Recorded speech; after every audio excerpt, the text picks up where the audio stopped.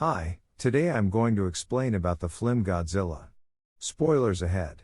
Watch out fully. Atomic tests from the 1950s are seen during the opening credits. Strips of white are used to cover up extra information in the opening credits. The military is donning protective eyewear, nuclear bombs are detonating, and Godzilla-like spines are temporarily visible protruding from the water. They're attempting to destroy Godzilla. He screams his disdain when it fails. In 1999, a Monarch chopper flies above a sizable excavation in the Philippines. It resembles an open pit mine. The enormous pits are occupied by thousands of employees. Ichiro Serizawa, a Japanese researcher, and his British assistant Vivian Graham, played by Ken Watanabe and Sally Hawkins, emerge as the helicopter touches down. They learned from an American supervisor that readings they had pointed to a possible uranium discovery. Heavy machinery was brought in and stacked onto the job site before collapsing into a cavern below. They go there to see a gigantic, skeletonized cadaver that fills the cave as far as the eye can see. A kind of cocoon that appears to have hatched and is dangling from the cave's roof is visible. As you get deeper into the cave, it appears as though a huge creature had crawled out of the cave and ripped a path across the countryside as it made its way towards the sea. Graham and Serizawa are perplexed as to what might have emerged from the cocoon. Joe Brody, Bryan Cranston, is on the phone feverishly worried about nearby seismic activity at the Jinjiri nuclear power plant in Japan. He believes that the power plant need to be turned off as a safety measure. He is worried about upsetting the Japanese because he is an American, but he insists on a meeting to voice his concerns. His shy son has created a sign for him. His birthday is today. Sandy, Juliette Binoche, his wife, rushes their son off to school. Sandy and others of her colleagues arrive just a few seconds after the main door has been closed. As the secondary door shuts, Brody sobs as he witnesses his wife being doused in the radioactively poisonous mist. She informs Brody that his son, Ford, had planned a surprise for his birthday. He instructs his wife to go down into the reactor zone to make sure nothing has been damaged by the shaking before sending them off to the facility. As he is being evacuated, little Ford Brody, C.J. Adams, sees the cooling towers of the facility toppling at his school. He is aware that they are employed there.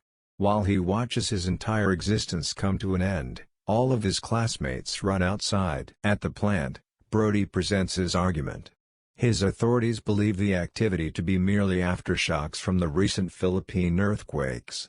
Brody claims that the seismic readout displayed on a computer screen is odd and isn't merely an earthquake. Lieutenant Ford Brody, Aaron Taylor Johnson, an adult, is returning to his wife Elizabeth Olsen, and little son Sam, Carson Bolt, in San Francisco after spending 14 months at sea with the U.S. Navy. He is informed by one of his aides that the increase in seismic rumblings has been measured in hours rather than days, practically shaking.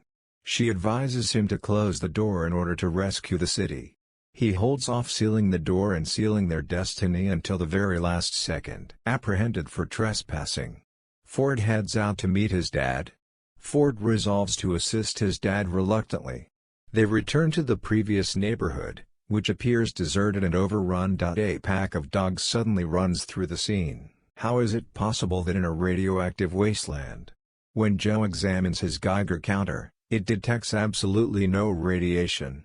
He quickly removes his safety mask and takes a long breath, demonstrating that the air is entirely safe. Ford is coming to the conclusion that something is wrong. Joe takes his 3.5-inch zip disks while they search the house. After locating a photo of Sandy, he turns to see Ford's birthday sign that has been in place for all these years. Ford discovers an old army toy soldier and steals it in the meantime. They are startled out of their daze by the whirring of helicopter blades. As they leave, security officers who speak Japanese seize them and take them to the ostensibly deserted nuclear plant. Graham and Serizawa are conversing with a few other people. They are worried about activities surrounding a strange organic structure in the shape of a cone that protrudes from the old reactor's surface. They are interrupted by someone who urges them to accompany him. They are led to the location of Joe's interrogation. Graham affirms that his data is remarkably comparable to what they are currently seeing, despite the fact that he comes across as frenetic and a little insane. He is the only one left who remembers what occurred 15 years ago, and he demands to see his son and learn more about the tragedy that claimed lives. Ford is placed on a chopper heading to Hawaii for a ride back home, because he doesn't have much to contribute. The Muto is traveling across the Pacific, according to the Navy. Alongside Godzilla's spines, which are moving in the same direction, the fleet moves in that direction. According to Serizawa, Godzilla is hunting the Muto and intends to fight it in order to bring nature back into balance. Ford is at the Honolulu airport waiting for the train to take him to his terminal. A little Japanese youngster becomes enthralled with the toy soldier while he is playing with it. As the doors close and the youngster wanders on board the train without his parents, Ford assures them that he will bring their boy back as they panic. He hopes he won't be late for his flight. Young girl at a hotel luau witnesses the plane's explosion in the distant hills. The young girl notes that the seawater appears to be rapidly retreating from the coast, which causes the throng to get alarmed. A tremendous amount of water is being displaced by something. We rapidly realize that Godzilla is what's stirring up all that water. As the beast descends to the ground, Honolulu is inundated. The luau is inundated, as is the whole of downtown. When the power returns to the airport, it is shown that the Muto has arrived at the elevated lines and that the train is barreling right into its jaws. Passengers are sent to their deaths as the behemoth tears up the track. Ford clings on for dear life, grasping the child as he drops from the wrecked train. Godzilla fights the Muto, but the latter escapes by flapping its enormous wings and moving on to the mainland. As her son watches the unfolding devastation on the TV in San Francisco, Elle tells him it's time for bed. The Muto and Godzilla are now well known throughout the world. They are monitoring the Muto's course from back on the ship. It appears to be traveling towards San Francisco. Graham and Serizawa understand that it must be going to the other Muto, who is long believed to be dead. Unfortunately, the potentially radioactive body was kept in the Nevada facility at Yucca Mountain, where there is an endless supply of food. The Muto, which has since been identified as a female, has fled and is on her way to meet her mate when troops arrive. Las Vegas is immediately crossed by the route. The second Muto, which is significantly bigger and more potent than the first, lumbers across Las Vegas, obliterating everything in its path. The Navy has devised a plan to use a nuclear weapon to lure the two Mutos offshore. Godzilla will follow quickly. The bomb will then be detonated, eliminating all three demons. They start moving it to a boat where they can send it away from the city and have more tools.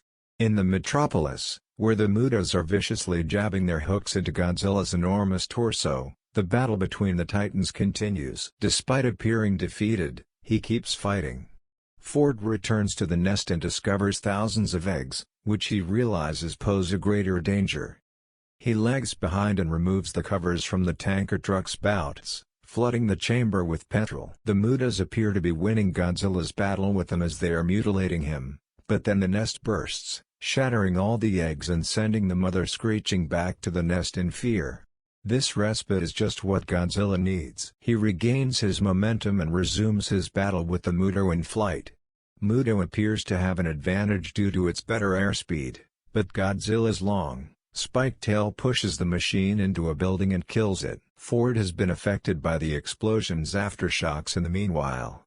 While lamenting the loss of the pups, the female Muto scents the bomb and goes back to get it. When Godzilla unexpectedly reappears and his spinal crest starts to glow blue, the female appears to notice Ford and leans menacingly near to him. The beast attacks the female Muto with a powerful radioactive breath blast that drives it away. He keeps engaging them in hand-to-hand combat. The team arrives aboard the ship and makes an attempt to head for open ocean, but the engines are destroyed by an EMP from the female Muto. The soldiers bravely attempt to save the mission, but the beast shows up and begins tearing them apart. Godzilla suddenly sneaks up and snatches Mama Muto by the throat. He rips her jaws open and blasts a nuclear fireball down her throat, destroying the beast and ripping off her head. Godzilla finally succumbs to its wounds and passes out on the sand. The autopiloted boat makes a nuclear explosion in the distance, safely escaping the city. In the aftermath, San Francisco's streets are littered with Godzilla's severely damaged corpse. Ford is hobbling through a stadium shelter that was hurriedly renovated. Although he has located his kid, Elle is still missing, and rescue workers are still working to save patients from the hospital that was destroyed during the Kaiju conflict. Ford and Elle are reunited and the threat is avoided when they, Serizawa, in the meantime, bemoans the sight of the enormous beast's lifeless body. It starts moving suddenly, gently righting itself, and plodding through the streets in the direction of the water. Serizawa beams with delight that this powerful, the king of the monsters, savior of our city? According to news reports.